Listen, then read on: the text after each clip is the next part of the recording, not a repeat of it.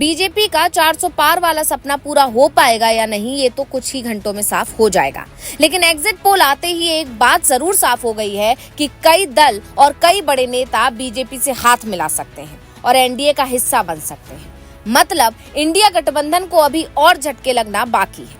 जानकारों का दावा है कि एग्जिट पोल ने विपक्षी खेमे में हलचल मचा दी है। नतीजे आते ही इंडिया गठबंधन में भगदड़ मच जाएगी। इन तमाम कयासों के बीच अब अमरावती से विधायक और बीजेपी प्रत्याशी नवनीत राणा के पति रवि राणा का बयान आया है, जिसने सियासी गलियारों में सरगर्मी बढ़ा दी है। दरअसल रवि राणा ने कहा कि चुनाव नतीजों में बीजेपी की प्रचंड जीत होगी और नरेंद्र मोदी फिर से प्रधानमंत्री पद की शपथ लेंगे।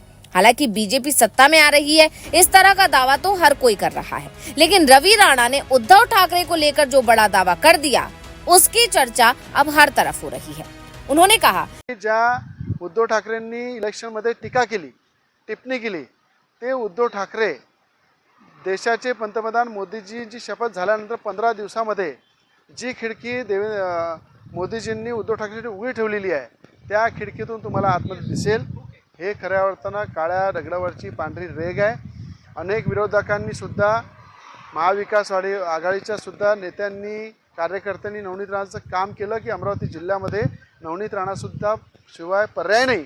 रवि राणा ने कहा कि एकनाथ शिंदे के शिवसेना और अजीत पवार के एनसीपी से बाहर जाने को लेकर हमने पहले ही कह दिया था, जो बाद में सही साबित हुआ। तो अब सवाल ये है कि इस तरह की अटकलें कब और क्यों लगने लगी। तो आपको बता दें कि उद्धव के एनडीए में शामिल होने की अटकलें लंबे समय से लग रही हैं। आपको याद होगा, फरवरी में उद्धव ने एक जनसभा की थी जिसमें उनके तेवर बदले बदले नजर आए थे। उन्होंने कहा था, मोदीजीने मला एकच सांगायचे की मोदीजी आम्ही तुमचे शत्रू नव्हतोच, आजही शत्रू नाहीच, आम्ही तुमच्या सोबत होतो, शिवसेना तुमच्या सोबत होती। गेल्या वेळेला आम्ही युतीचा प्रचार केला होता, आमचे विनायक राऊत आणि सगळे इथून जे निवडून आले म्हणून तुम्ही तिकडे पंतप्रधान बसलात, पण नंतर तुम्ही आम्हाला दूर टाकलत। आज देखील आम्ही हिंदुत्व सोडलेलं नाही, सोडू शकत नाही, भगवा झेंडा आमचा कायम आहे।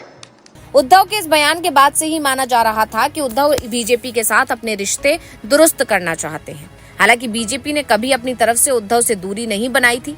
बीजेपी बार बार उद्धव और उनकी शिवसेना को एनडीए में शामिल होने का निमंत्रण देती रही। हाल ही में पीएम मोदी ने चुनाव के दौरान एक इंटरव्यू में बाला साहेब को याद करते हुए कहा था कि अपने प्रति उनका प्यार और स्नेह कभी नहीं भूल सकते। उन्होंने बाला साहेब का आभार व्यक्त करते हुए कहा था कि उनके खिलाफ भी नहीं बोल सकता।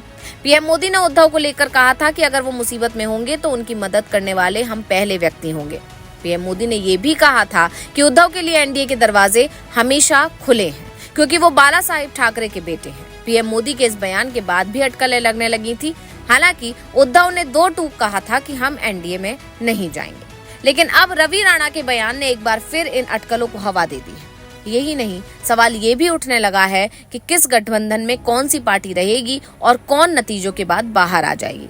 वहीं दूसरी तरफ उद्धव एनडीए से हाथ मिला सकते हैं। इस तरह की अटकलें लगने के बाद से एक सवाल ये भी खड़ा हो गया है कि अगर उद्धव एनडीए से हाथ मिलाते हैं तो क्या महाराष्ट्र सरकार में नया सियासी तूफान आने वाला है। Bureau report, global Bharat TV.